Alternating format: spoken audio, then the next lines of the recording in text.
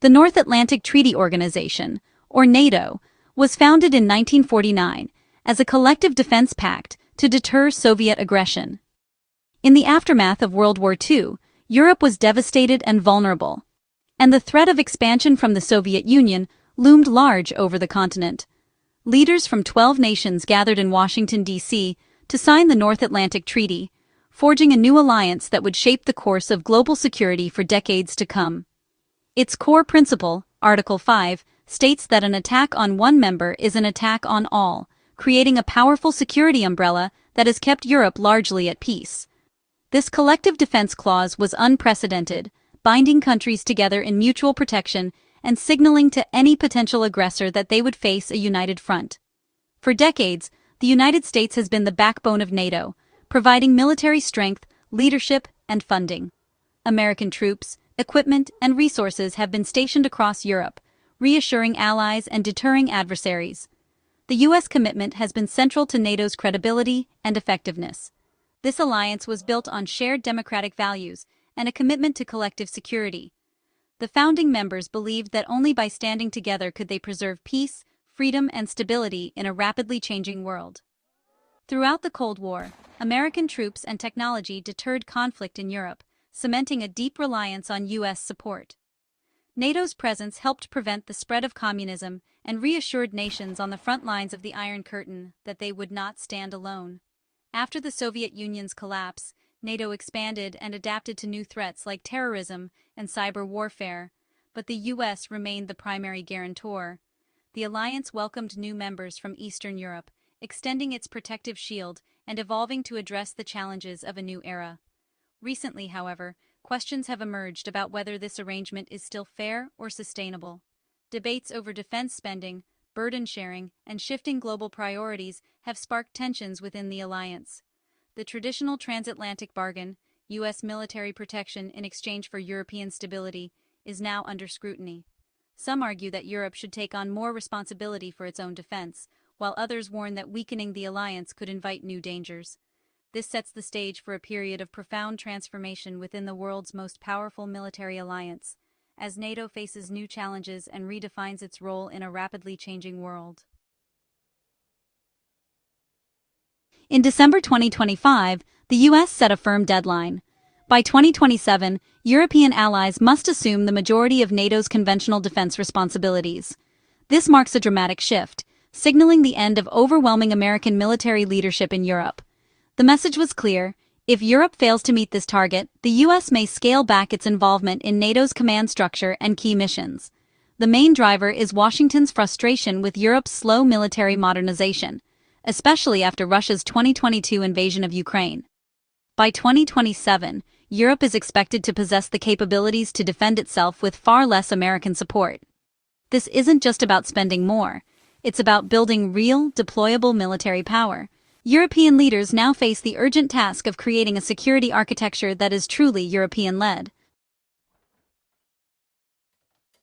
The U.S. directive highlights several critical gaps in Europe's current defense capabilities. Gaps that, if left unaddressed, could leave the continent vulnerable in a crisis.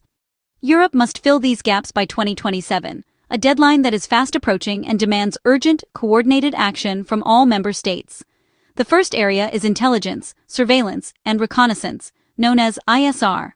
For decades, NATO has depended heavily on American satellites, drones, and advanced analysis to monitor threats and gather critical information. Now, Europe must rapidly develop its own ISR systems, invest in cutting-edge technology, and create a robust framework for real-time data sharing across borders and services. Another major gap is in advanced weaponry. This includes not only air and missile defense, but also long-range strike capabilities, modern fighter jets, and strategic airlift to move troops and equipment quickly. A 2025 analysis estimated that Europe needs to acquire over 1,000 new tanks, modern, reliable, and ready for combat. In addition, hundreds of advanced artillery systems are required just to deter a potential Russian advance, especially if immediate U.S. support is unavailable. Europe must also field tens of thousands of additional combat-ready troops, trained and equipped to respond rapidly to any threat. Building the logistics to support these forces, supplying, transporting, and sustaining them in the field, is equally vital and often overlooked. The challenge isn't just about numbers or equipment. It's about integrating national forces into a unified, interoperable European defense pillar that can act swiftly and decisively. Standardizing equipment, aligning doctrines, and building joint command systems are essential steps to ensure seamless cooperation in times of crisis. The 2027 deadline forces Europe to move beyond national priorities, overcome political differences, and build a truly collective force capable of defending the continent. Ultimately, success means Europe must be able to manage its own security from within, ensuring peace and stability for generations to come. Many European officials view the 2027 deadline as unrealistic. Building genuine military capability takes time, far more than a few years, they argue. Global defense industry backlogs, worsened by the Ukraine war, mean key equipment can't be delivered or integrated quickly. Developing the expertise to operate complex systems is a generational task, not a short-term project. Intelligence and analysis, in particular, require years to build up. Coordinating nearly 30 countries' defense strategies adds another layer of complexity. European leaders worry the rigid deadline ignores these realities and risks creating friction within the alliance. The 2027 deadline marks a pivotal turning point in U.S. global strategy, signaling a significant rethinking of America's role on the world stage. This date isn't just a number, it's a clear message to allies and rivals alike that the era of automatic U.S. leadership in global security is coming to an end. Washington's focus is shifting rapidly toward the Indo-Pacific, where competition with China is seen as the defining challenge of the coming decades. U.S. leaders now view Europe as prosperous and stable enough to shoulder more of its own defense burden, freeing up American resources for new priorities. At home, economic pressures and growing domestic needs are fueling bipartisan calls to cut back on costly overseas commitments. Americans are increasingly questioning whether the U.S. should continue to bear the lion's share of global security costs while facing challenges like inflation, healthcare, and infrastructure at home. Public opinion polls show a rising desire for the government to prioritize domestic issues over international obligations, adding further momentum to this strategic shift. The Trump administration's America First policy reframed alliances as transactional, demanding clear and measurable returns for every U.S. commitment abroad.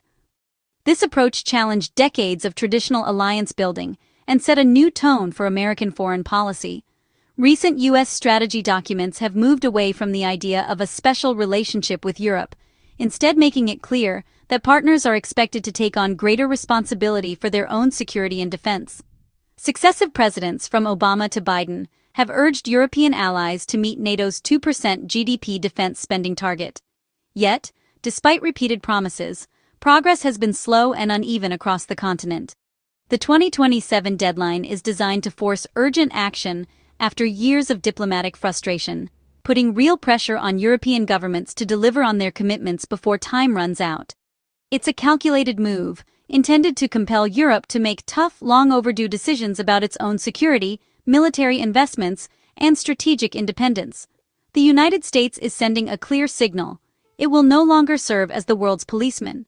Instead, America expects its allies to step up, share the burden, and take greater responsibility for their own defense in an increasingly uncertain world. Russia's 2022 invasion of Ukraine shattered European complacency and triggered a surge in defense spending. By 2023, European NATO members and Canada spent $380 billion on defense, a sharp increase. The NATO target of 2% of GDP is now being met or exceeded by most members, a dramatic change from just a few years ago. Germany, for example, created a $100 billion fund for its military, marking a historic policy shift. At the 2025 NATO summit, allies agreed to an even more ambitious goal: 5% of GDP on defense by the early 2030s. The EU's ReArm program aims to channel $800 billion into modernization over 4 years. Despite the funding surge, turning money into real military capability remains a challenge.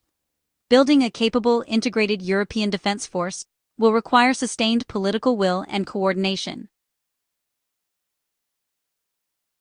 A major problem with the 2027 deadline is the lack of clear metrics for success. Pentagon officials didn't provide a checklist or benchmarks, leaving European leaders uncertain about what's actually required. Without defined goals, it's hard to plan or measure progress, and the risk of misunderstanding is high. Many U.S. contributions, like strategic leadership and the nuclear umbrella, can't be easily quantified or replaced. This ambiguity complicates European defense planning and coordination. Nations are investing billions, but it's unclear if their efforts will satisfy U.S. demands. At a time when clarity is needed most, uncertainty prevails. The 2027 deadline is a clear product of America First thinking, prioritizing U.S. interests over traditional alliance commitments. Alliances are now viewed transactionally, with partners expected to prove their value. In 2025, the U.S. halted weapons supplies to Ukraine, citing depleted stockpiles and signaling Europe must arm itself. President Trump's 2024 statement encouraging Russia to attack NATO members delinquent in defense spending shocked many, but set the stage for current policy. U.S. security guarantees are now explicitly linked to allies' contributions, making Article 5 conditional. Not all in Washington agree with this hardline approach. Some fear it could alienate allies and weaken NATO. Still, the transactional America First doctrine is driving U.S. policy toward Europe.